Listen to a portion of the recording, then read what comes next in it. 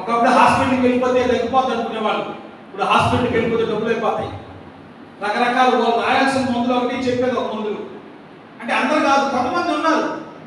అటువంటి మారాల, హాస్పిటల్ బాగుండాలి, మంచి వైద్యం అందించాలి, నిజమైన వైద్యం అందించాలి.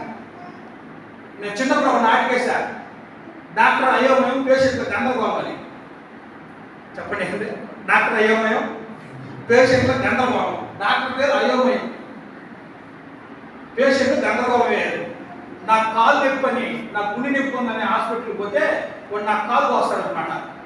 అంటే హాస్పిటల్ వ్యవస్థ ఎలా ఉందంటే కొంచెం బాగాలేదు.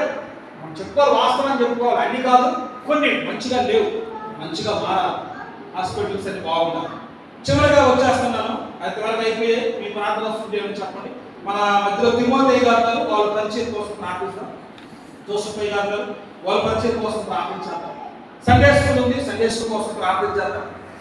అదేవిధంగా మన సండే స్కూల్లో చదువుతున్న పిల్లలు ఉన్నారు, వాళ్ళు బాగా చదువుకోవాలి. నెక్స్ట్ చివరిగా 11ది హోలీ మందిర్. ఇదే ఈ పరిచయం కోసం మనకున్న 5 సంఘాలు అల్లూరులోను, అదేవిధంగా నర్సింకొండ, వెల్లంటి, నల్లచెరువుకట్ట, ఇక్కడ 5 సంఘాలు. అదేవిధంగా మన పరిచయలు గుడివాడగుంట, చుక్కువదిబ్బ, గాలిపులు ఈ చుట్టుపక్కల ఉన్నాయి. వీటి కోసం కూడా మనం ప్రార్థించాలి. ఇక చివరిగా లాస్ట్లో హోలీ మందిర్లో ఉన్నటువంటి విశ్వాసుల కోసం, సేవకుల కోసం, జత పని వారైనటువంటి నాతో సహకరిస్తున్నట్టు అనేక మంది దేవుని బిడ్డలు ఉన్నారు.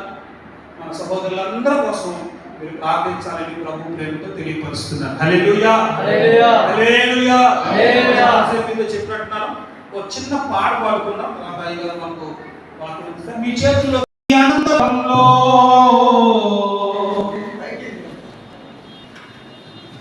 యేసు కోసం చేసే యోధులు కావాలి. మన యేసు కోసం శ్రమ పడే వీరులు కావాలి. శ్రమ పడే వీరులు కావాలి.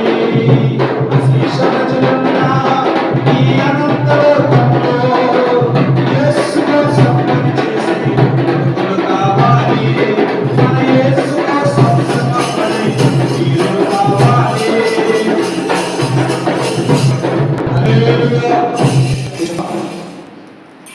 అయ్యా నీ పదకి వందనాలు చెల్లించుకుంటున్నాను మా తండ్రి. ఇదిగో నాయన ఈ దినము తండ్రి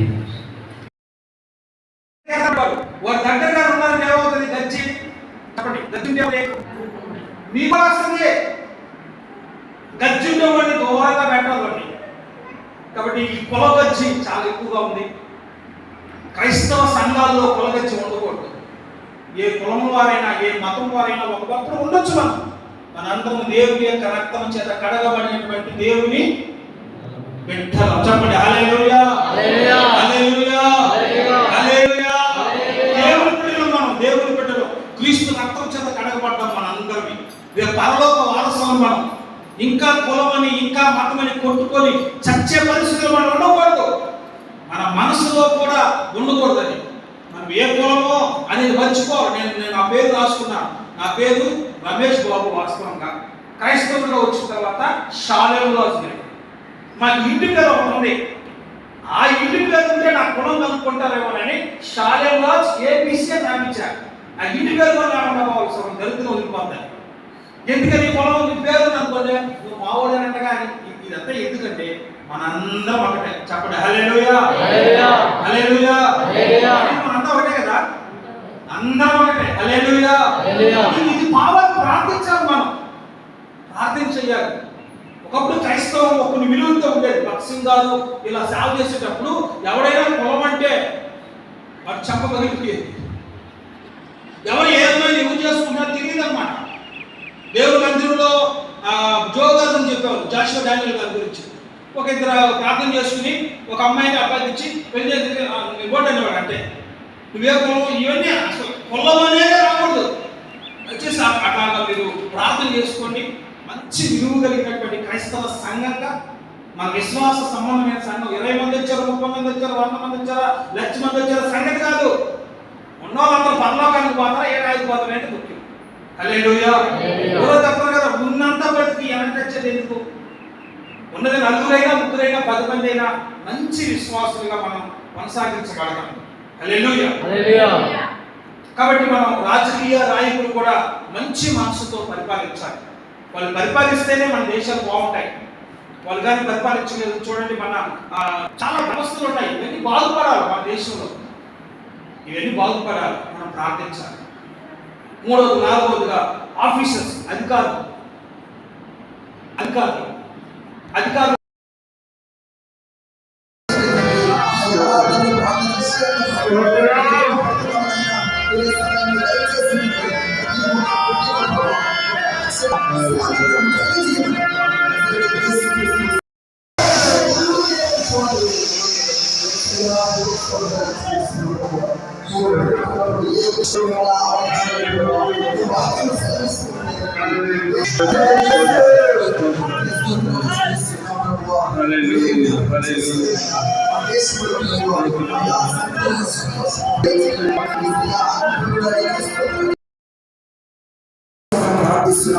అనేక మందికి గొప్ప రక్షణ అనేక మంది ప్రభుత్వం రక్షించమని ప్రార్థిస్తున్నామన్నా దేశాలలో స్వచ్ఛపరచబడింది.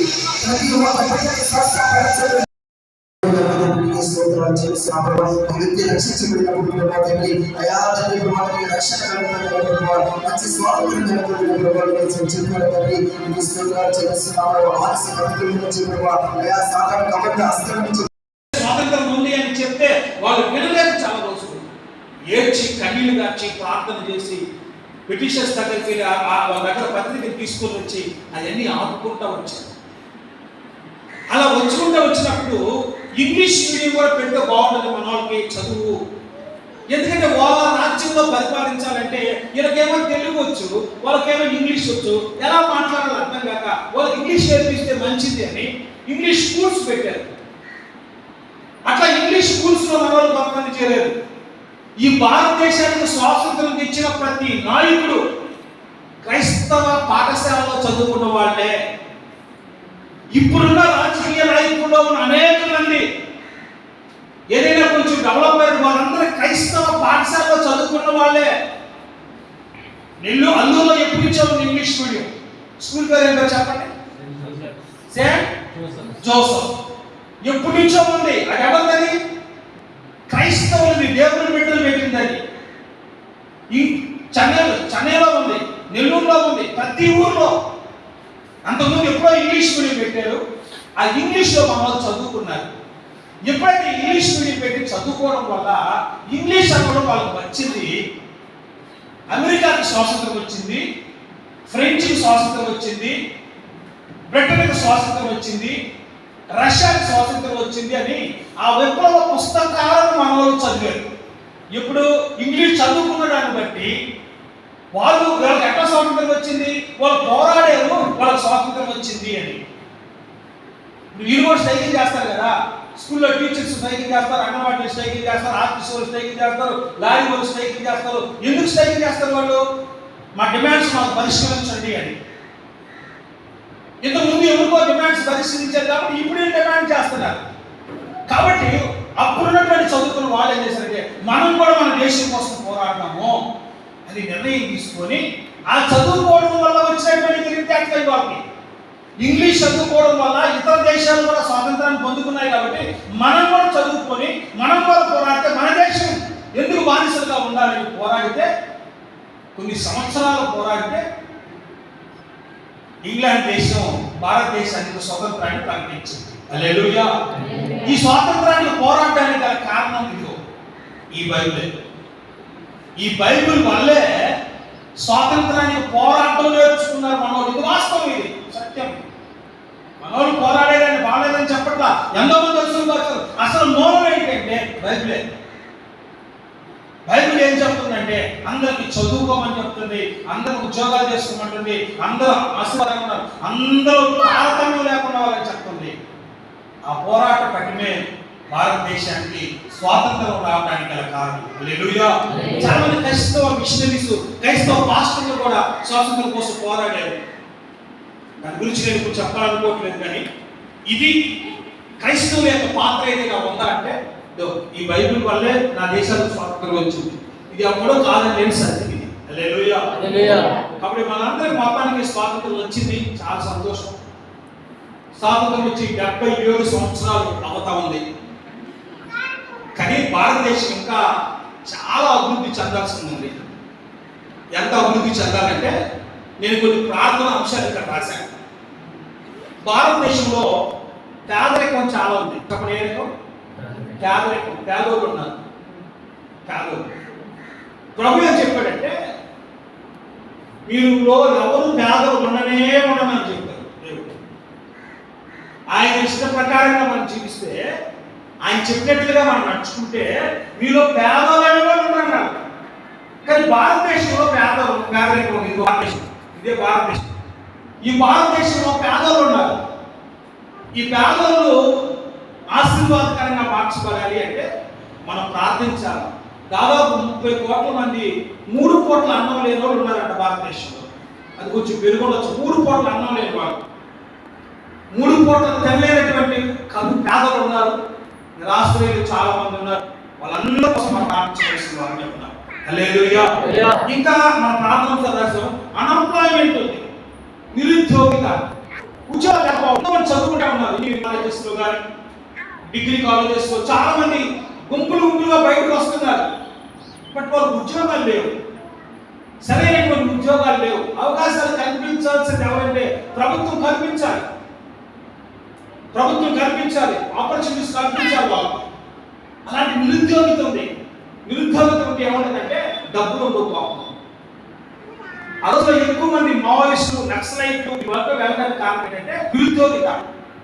ఉద్యోగం లేవనుకోండి, పనులు లేవనుకోండి, దేవుని వాక్యంలో ఒక మాట ఉంది, the lazy man mind is the devil's workshop అన్న ఒక ఆయన. అంటే ఖాళీగా ఉంటే మన మనసు ఎంటదంటే సైతాన్ ఆలోచనతో నింపబడతారట. కాబట్టి నిరుద్యోగిత చాలా ఉంది. ఈ నిరుద్యోగం కావాలంటే మనం ప్రార్థించాలి. హల్లెలూయా. హల్లెలూయా. ప్రార్థించాలి చెప్తున్నాను. పాలిటిక్స్, భారతదేశంలో పాలిటిక్స్ ఉన్నాయి, రాజకీయాలు ఉన్నాయి. నేను రాజకీయాల్లో భాగం మమ్మీ అని మీరు వస్తే మీరు పంపిస్తారా? పంపించరా? పంపించరు. మనకి ఎందుకు లేదా అంటారు. ఎందుకని? రాజకీయం అంటే ఉరికి, రాజకీయం అంటే అన్యాయం, రాజకీయం అంటే అనీతి, నీతి లేని రాజకీయాలు చేస్తారని భయం మనోళ్ళకి. వాస్తవంగా రాజకీయం మంచిదే, రాజకీయాల్లోకి మంచి వాళ్ళు వెళ్ళాలి, రాజకీయాల్లో ఉండాలి, మంచి రాజకీయాలు చేయాలి. ఒక కులానికి రాజకీయం ఉండకూడదు, ఒక మతానికి రాజకీయం ఉండకూడదు. మా ఓడు ఈ రోడ్డు అనేటువంటి ఈ కుల పిచ్చులు కూడా అసలు భారతదేశంలో చాలా ఎక్కువ ఉంది. బాధ ఏంటంటే క్రైస్తవ సంఘాల్లో కూడా ఉంది. దయచేసి ఎవరైనా కులము అని దాన్ని తీసేయండి. దయచేసి కుల గర్జిన్నవాడిని మీ దగ్గర ఉంచుకోవద్దు. దయచేసి ప్లీజ్ వాడు దూరంగా ఉండండి. ఇప్పుడు గర్జిన్నవాడు